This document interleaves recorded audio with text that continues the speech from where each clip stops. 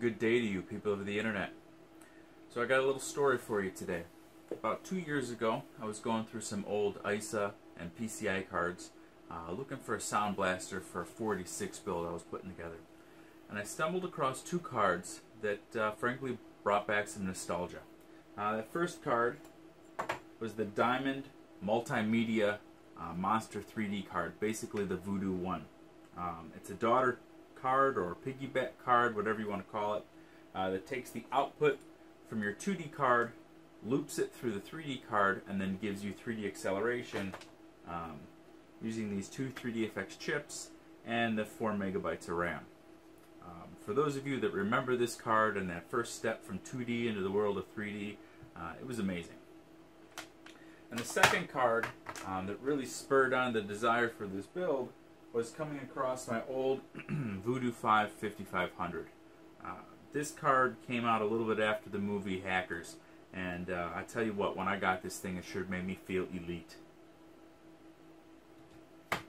So that was about 2 years ago now, and I was sitting on the project. I still needed to get a motherboard, a case, and some things like that. And a few weeks back, I saw this old late 90s compact case sitting on the side of the road, and I figured that was the sign to finally put this build together. Shortly after that, a fellow tech friend had donated a board, CPU, and fan to me. Thanks a lot, Dave. Much appreciated. So here we are getting ready to put this Windows 98 SE build together with an AMD processor and a Voodoo 5 card. So in a nutshell, I've got an AMD Duron 850. It's the D850 AUT1B CPU. It's a K7. It's 32-bit, and it has a 200 MHz frontside bus and 64K L1 and L2 cache. That's going into this Sanyo SY K7 VTA Pro board. It'll do 266 max frontside bus. It'll take 1.5 GB max RAM, support up to 133 speed on the RAM, and up to AT100 on the IDE.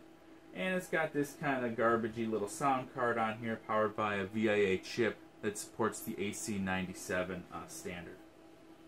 Next, we've got 1.5 GB of something called Golden RAM. I've done a little look online, and I can't find a whole lot about it. I don't even know what speed it functions at, but their 512 sticks should put us at the max of 1.5 GB, and I'm hoping that they're 133 megahertz. I've got a Barracuda, Seagate Barracuda 40 gig to go in as storage, and it's 2017 right now, and you can still buy these off of Newegg's website with a 5-star review. So that's 5-star, 6-star, whatever the max is. So that's pretty awesome. Most of the reviews are all about the stability, the quietness, and just how well this drive performs overall. I've got a 220 watt power supply I pulled out of an old Dell, some extra case fans. In order to get over this kind of garbagey built-in sound card, I've got a Sound Blaster Audigy 2 ZS. It still has Windows 98 SE drivers that I've been able to find online, so that's going to be awesome. And then again, what we're building the whole rig after is the Voodoo 5 5500. This was just such an amazing card at the time. 64 megabytes of RAM shared between two processors. The processors and the RAM are both clocked at 166 megahertz. Pretty awesome card.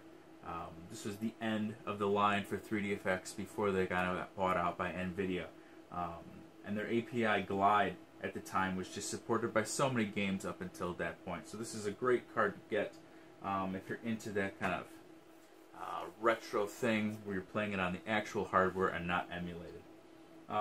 So the one thing at this point that's kind of holding me up from really starting this whole build process, on the motherboard here we have a number of blown capacitors. 1, 2, 3, 4, 5. These are 6.3 volts by 2200 microfarads. And then we've got this 10 volt at 1500 microfarads. It seems to be bent off the board. So I want to get those replaced. And then this button cell is pretty old. Might as well throw a new one of those in there as well.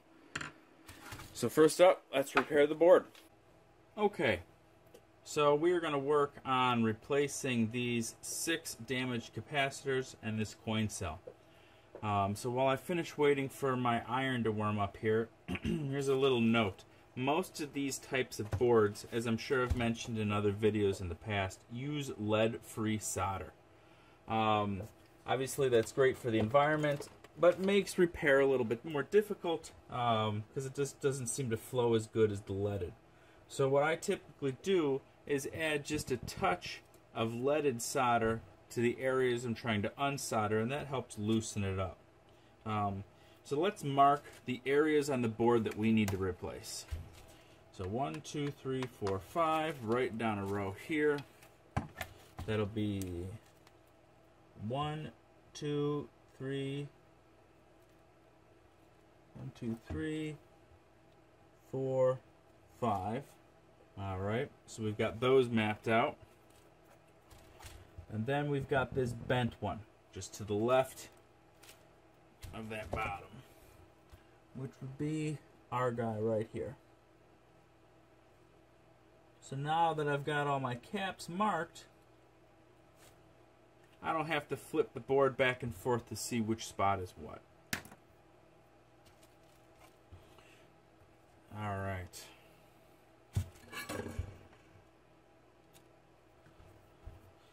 Let's add a little solder to help loosen these bonds.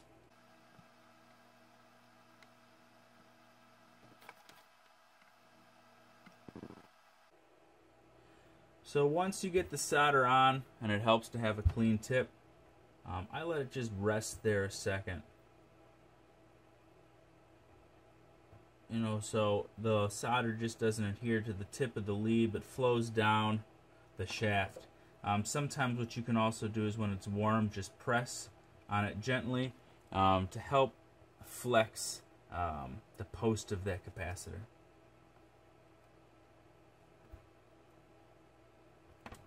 Now obviously they make devices like soldering irons with bulbs on them and little solder suckers, and in my experience,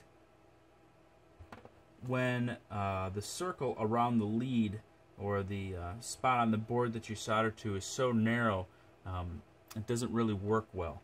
So what the plan is we'll add these solder points, and then we'll go through and warm the posts up one at a time and just slowly remove the lead from the board.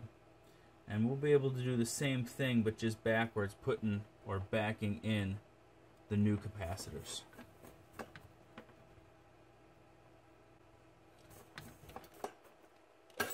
Alright, so what we'll do here is hold the board up, and with my left hand I'll wiggle the capacitor we want to move back and forth.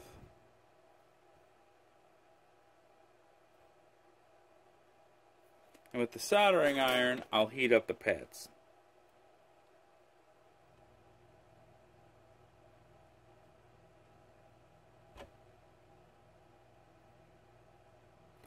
And as that solder warms up, you should be able to walk the components out of the board without damaging anything. There we go. So for this first run, I'm only going to pull out the 6.3 volt 2200 microfarad. I'm only going to pull those out so I don't accidentally put the wrong capacitor in the wrong spot. The way I always do this is just one particular type of cap at a time, so I always know what's going where.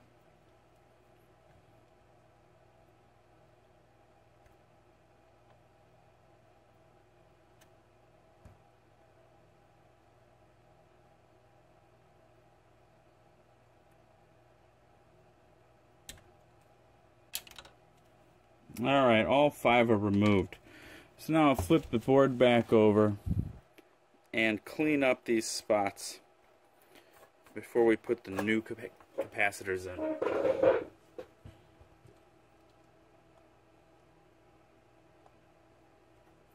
maybe add just a little bit extra solder.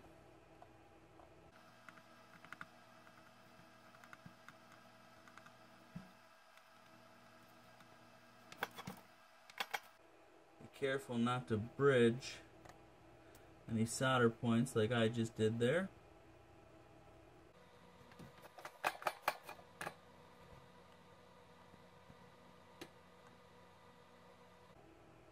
Alright, let's see if we can't clean this one up a little.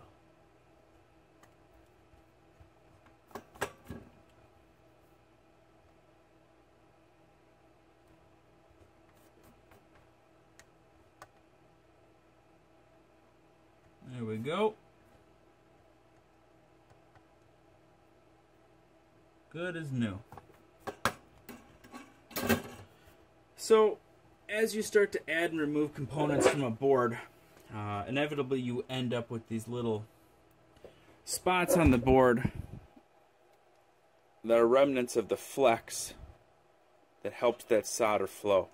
They do make stuff called flux remover. You can spray on the board to clean it up, but this is going to be behind everything. We're not going to see it in the finished product of the build, so I'm not really worried about it.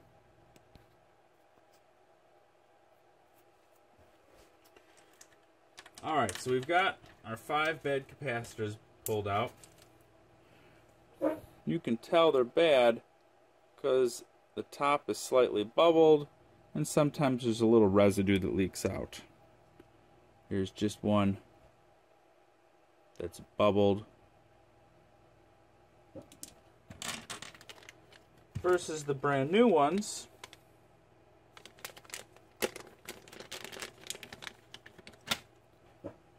Have a very nice, flat, clean top, whatever.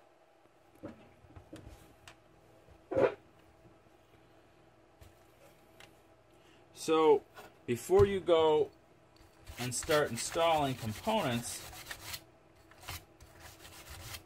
make sure you pay attention to the direction those components need to be installed. Capacitors are not unidirectional. They have to go in a specific way. So the negative side of the capacitor, typically where the stripe is, goes towards the white spot on the board. You'll see that in other capacitors as well. Usually if they're just ceramic disc capacitors, it doesn't matter which direction you go in. So the shorter lead is going in towards the white.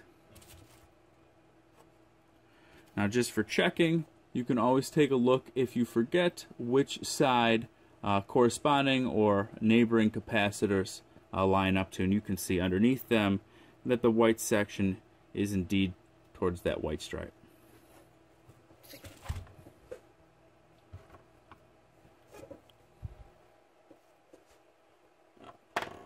Looks like I forgot one capacitor here.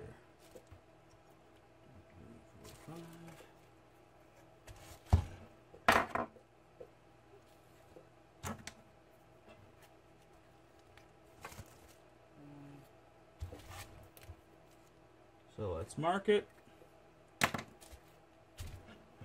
Add a little solder.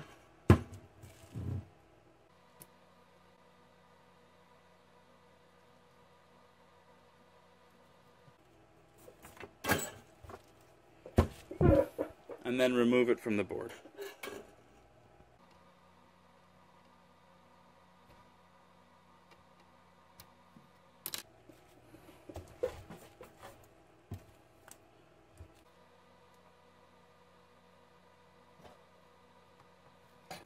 All right, excellent. So I'm going to take my cap and cut off the leads. Get them down to, maybe 1/4 of an inch, because the way that I'm doing these installs, you're going to have to walk it back into the board. If these pores were 100% open, vacuum cleaned or something like that, you can leave the lengths full, but this is just quicker for me.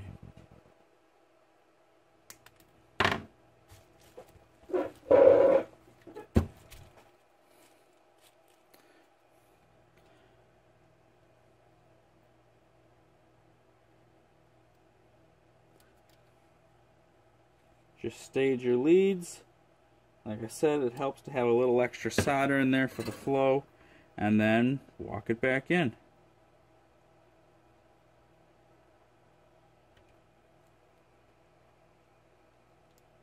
Sometimes they're a little tough. Sometimes they go in nice and smooth, kind of like this one is.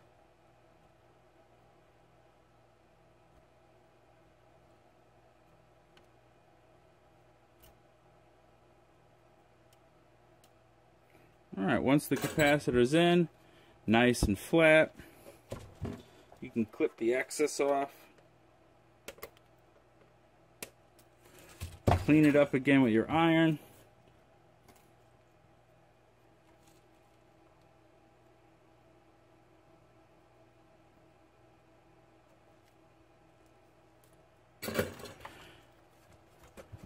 And do that for all blown caps.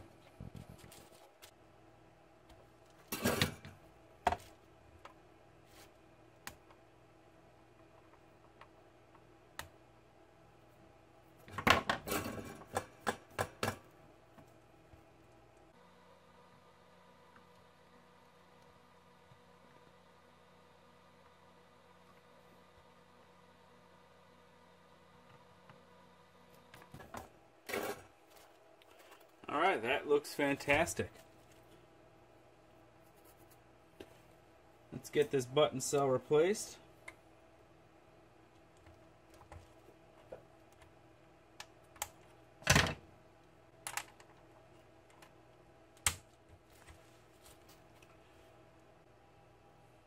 Okay, now that we've got all the capacitors replaced and a new 2032 button cell installed, we can go ahead and finish prepping this board for install. Now I've already gone ahead and removed most of the old heatsink paste on the processor as well as the heatsink. But we want to go over it one more time with some isopropyl alcohol just to make sure any remaining dirt or oil is removed from the surface of the die and the heatsink. So you can just grab a piece of paper towel. Make sure to give that a good soak of alcohol, and then gently go over the die. We just want to make sure it's absolutely clean. Let's go ahead and do that same thing again on the heatsink.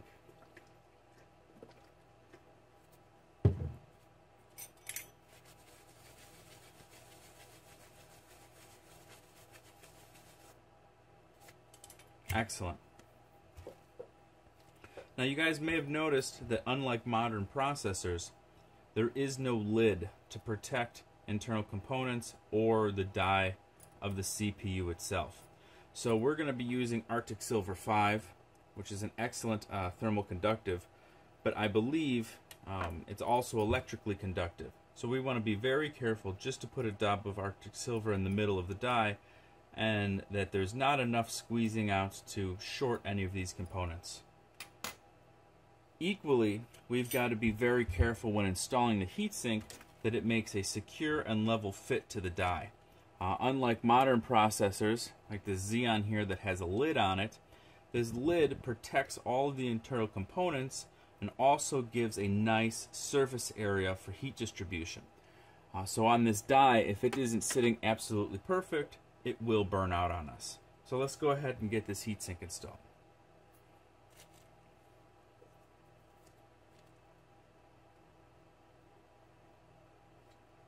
Just a tiny dab will do you.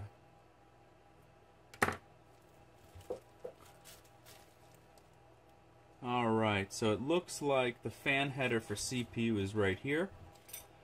Our wire's pointing up, which will work. Let's go ahead and put the first lead on the CPU socket.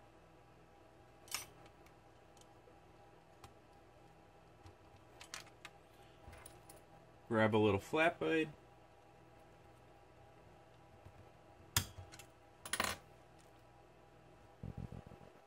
There we go. A nice level seat.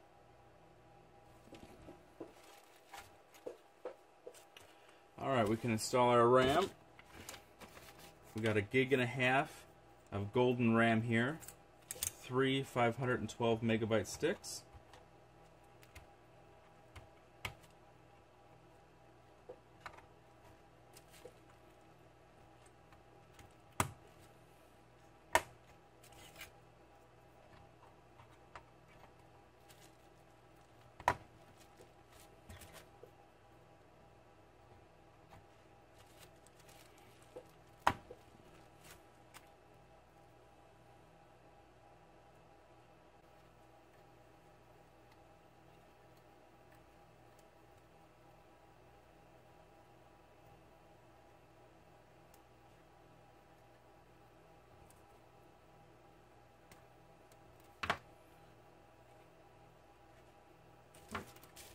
Alright, now that we've got the board prepped and ready to go, we can put it aside and start working on putting the case together. So what we got here is an old Compact Presario EP series. It looks like the 6266. Originally came with a Pentium 2 and was made for Windows 95. Kind of nice that it already comes with a 52x CD-ROM, 32x burner, and a floppy drive with this nice matching faceplate. I'm going to have to get some kind of marker remover to clean that up, but that's for another time. So let's take a look inside. Now, these compacts don't use standard Phillips screws for most of their drive bays, or pretty much all case screws in general on this kind of era.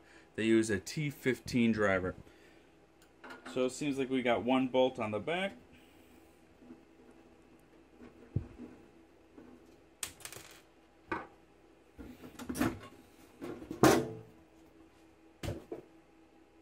Alright, looks like this has pretty much been parted out already. A couple of IDE cables on those drives. And a floppy cable.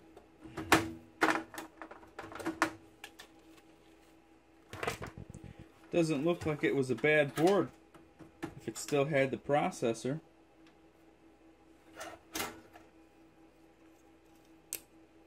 Little SMC 10/100 network card.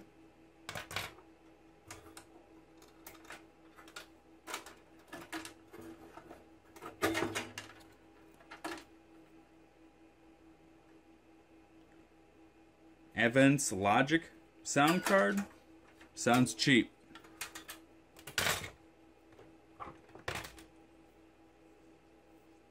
And an old compact board. Alright, let's pull this out of here, see what kind of room we can clear up.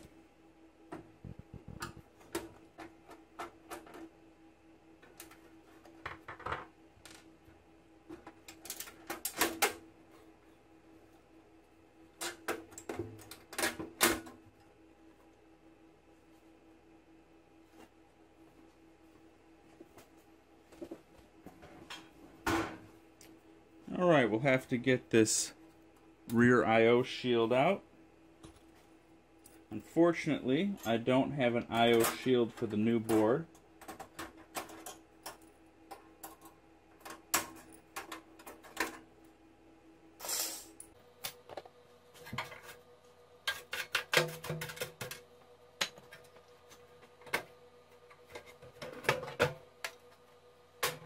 Now that we've got all the old equipment pulled out of the case, I think the first thing that we'll install is the power supply. Earlier I had mentioned it was a Dell 220. Turns out it's a 250 watt max power supply. Better for us. We can test this before we put the whole build together. I happen to have a little Dell power supply tester here. You can hook up all the different plugs and test, see whether the voltages pass or fail on this tester itself.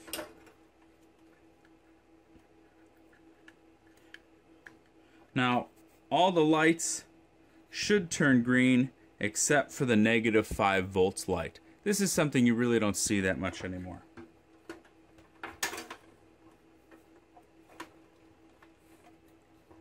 Our standby light is on. That's a good sign. Alright, All green, we're passing. This is a good power supply.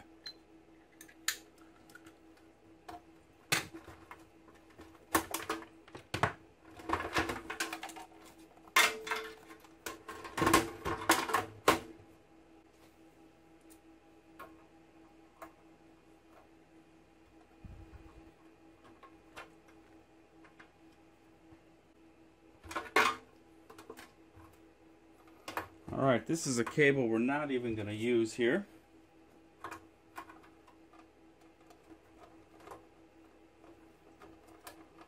So we will tie it up and out of the way for now.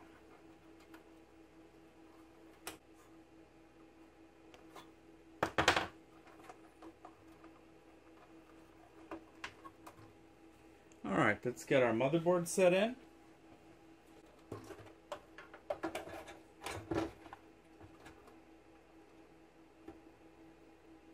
All right.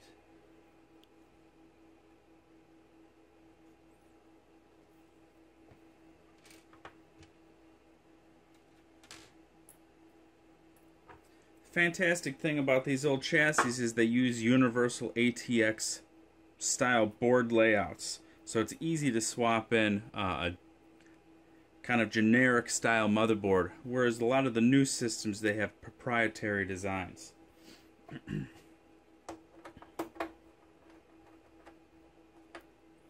Now, one thing I can already tell is going to cause us some difficulties is the header for the front panel is vastly different than the plugs down here. Looks like our wiring is even a little short.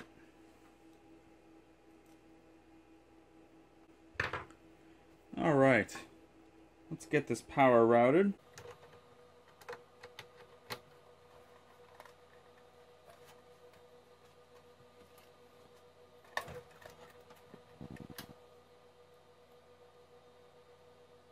Now, I use scraps of solid core network wire for just about everything. It might not be the most beautiful solution, but it works. Alright. We'll hook up our CD-ROM. Our floppy drive.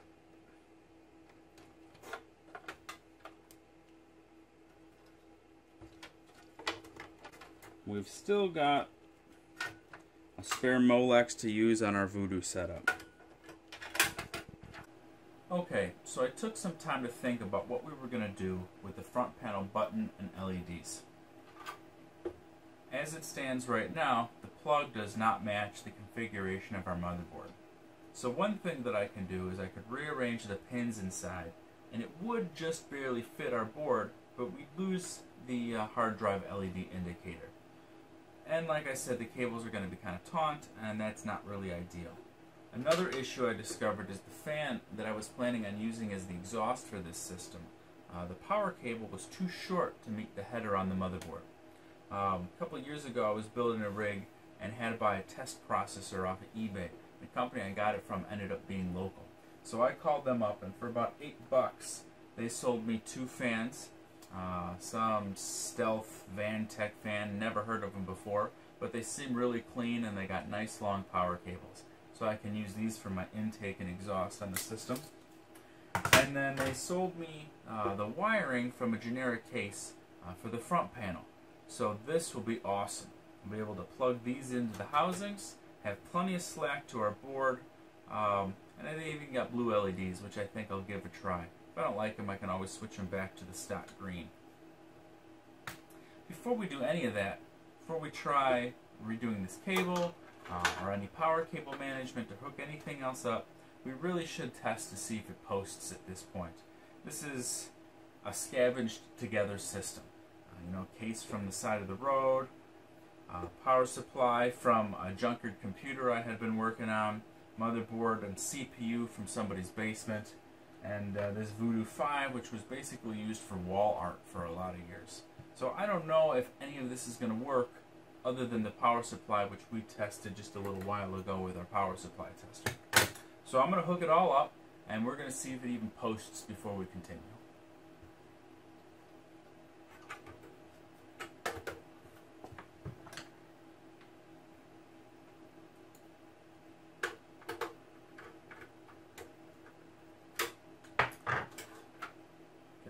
power to it.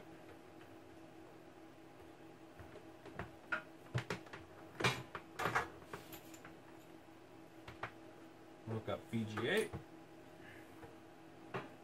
our IEC cable,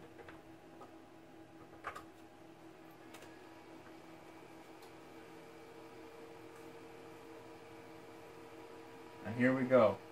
We got video.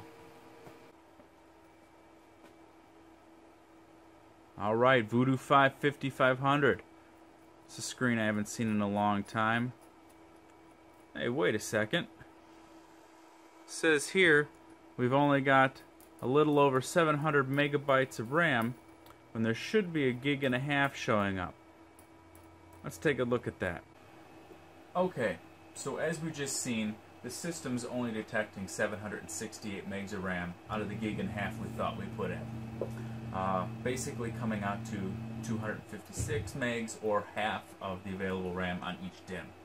So I was wondering if maybe these were part of a kit, where it says 256, but that's meant for 2 chips. That's not the case. I looked up the data sheet on these chips, and they're listed at 32 megs a chip. When you total up all the chips here, that makes 512. So I pulled up the manual, and the manual says that each DIMM will support 256 megs / 512 megs depending on socket style. This is the K7 flavor. I don't see online a whole bunch of different variants, so the only thing I can think of is that maybe it's tied to a Duron / Athlon or 200 megahertz / 266 megahertz bus. Whatever the case may be, I've gone through and redone all the jumper settings on here, switching them all over from auto to manual, and then set the multiplier to 8.5 times 100, which will give us the 850 of that Duron, plus set the front side bus to 200 megahertz to support that Duron. Still isn't detecting anything more than 256 megs a chip.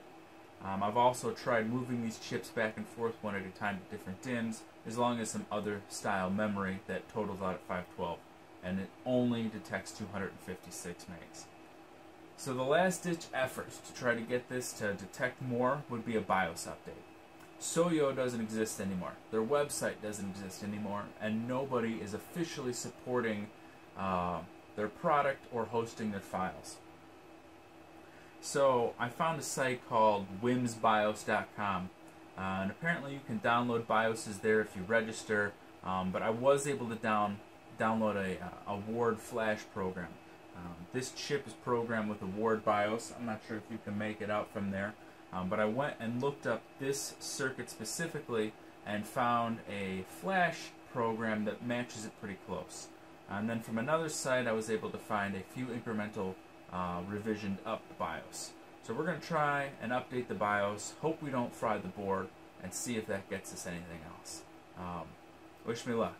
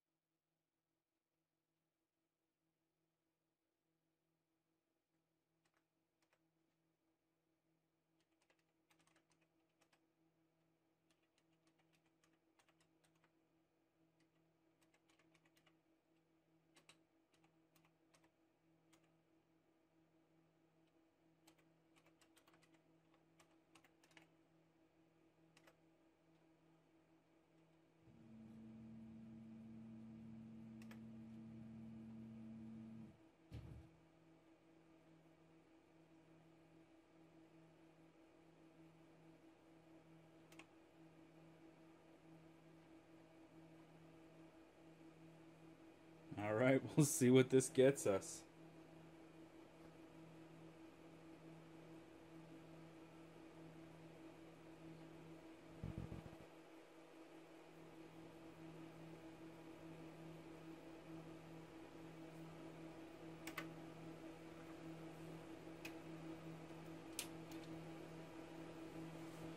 Alright, video is a good sign. And we went from 2AA2A to 2BA2.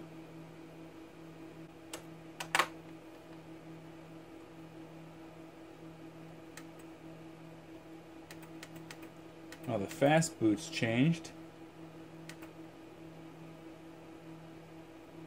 And the BIOS screen has changed.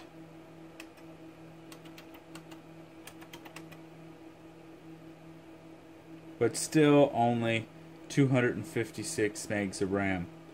Alright, you know, 768 sure isn't horrible.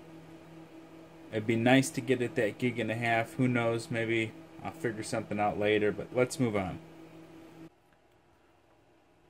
Next project to tackle is redoing the wiring on the front button and LED panel.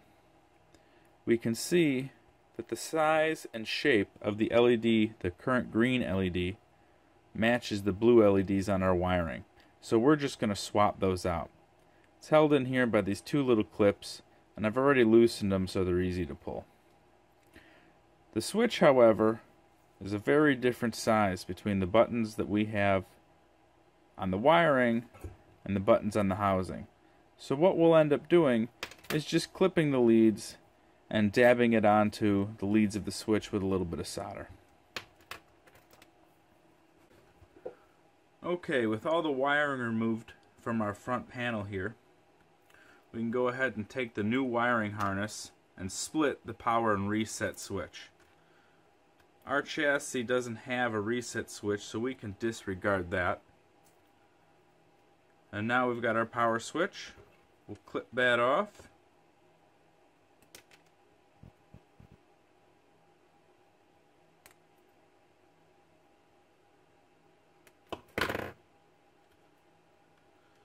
Twist the wiring a little bit.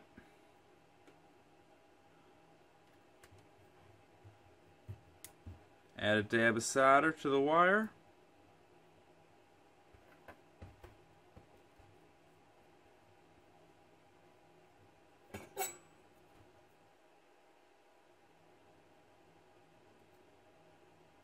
Adding a little bit of solder to the wire you intend on placing is just going to help it bond easier.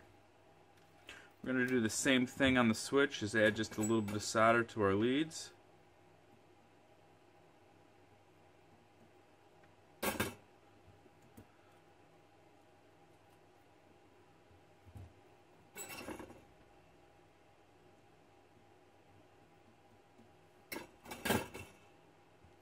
Attach our wire.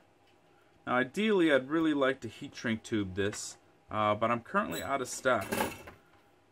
So I'm just going to lightly connect it up top on the top of the leads here, so I can come back and do that later.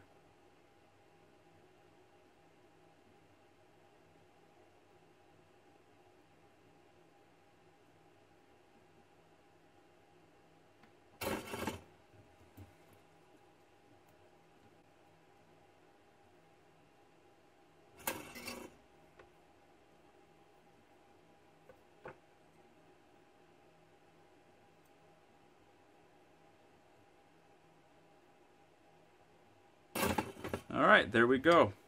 We can now connect the LEDs. Okay, so we want to make sure that we're plugging the LEDs into the right spots. This is going to be hard drive LED, and this is going to be the power LED. We can see on the labeling here, on our plugs, that the hard drive LED is the wire with the red lead. So we'll take that one first, seat the LED, and press until you hear a click. Same with the power LED. Press until you hear a click.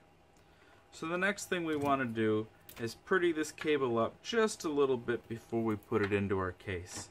And a nice easy way to do that is with a little heat shrink tube. Wish I had smaller for this section on the lead, but this is good enough for now. So I got a couple of sections clipped here that we'll just thread on.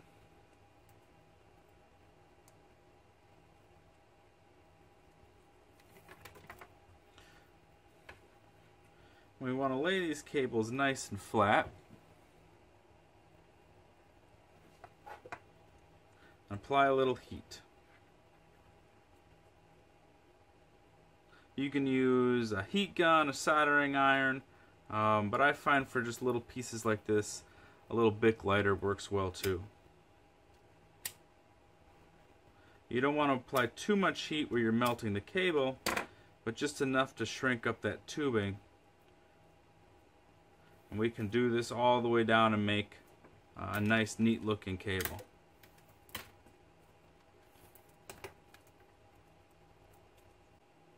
There we go. A nice clean cable ready to install. As with any build, you got to take into consideration coolant. You're going to want something bringing cold air in, and you're going to want to have something taking warm air out. Some people will talk to you about positive and negative case pressures. Positive case pressure is really good if you want to keep dust out of your system. And negative case pressure, some people believe, is taking all available openings on your case to bring in cold air. So with our build here, we're going to have 2 equal fans bringing in and exhaust, and then we'll have the power supply fan giving us just the slight nudge over into positive air pressure, but that's going to be negligible. So we can see on the exhaust side that we already have 4 holes conveniently for mounting our fans. But in the front, it looks like at whatever point this was a new system, there was some kind of case or caddy here that may have held the fan. Luckily, the 2 spots that clip would have gone into also make a great spot for the new screws.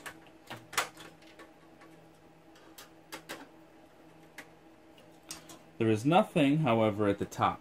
So what we'll do is we'll take our drill, already matched to the holes of the fan, and start putting a little hole in so we can have a new mounting spot.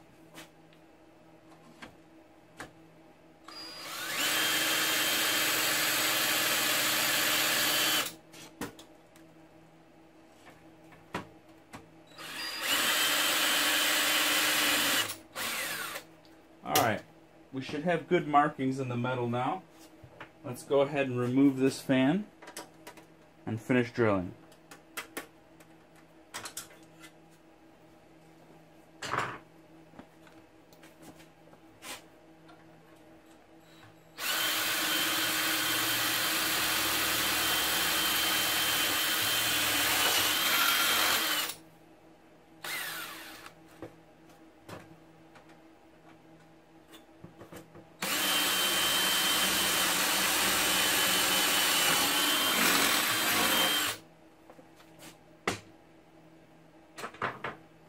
Make sure you clean off any burrs.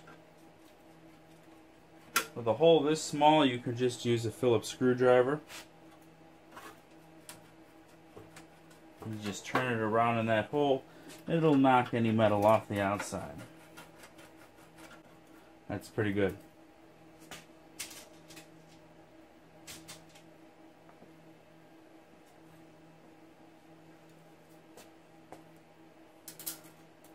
Let's take a look and see how we line up.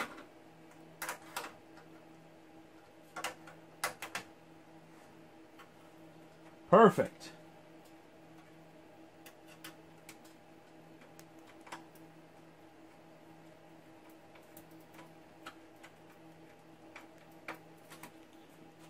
Mission accomplished. So now I'll take this fan back out, clean up all the metal shavings on the inside.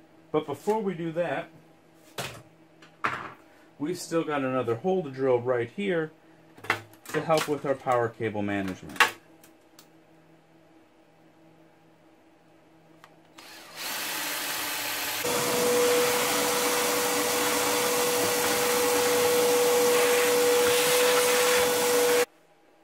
So with our holes drilled and the case cleaned, we're ready to finish up this build. We've got to install the 2 case fans. We've got to pay attention to the direction that the fan is moving air. These pillars are the back of the fan here, and this is the direction air is going to flow. So in the front panel, we're going to want to set it to bring air in. Just as the same with the back, we're going to set it to bring air out. Let's go ahead and get those fans installed. Next, let's get the motherboard installed. With the motherboard back in, we can go ahead and install the front panel button and LEDs, as well as connecting the fans to the motherboard.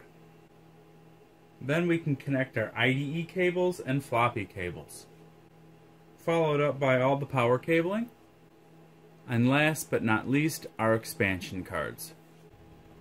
Now that's a beautiful build. Alright, here it is, in all its glory.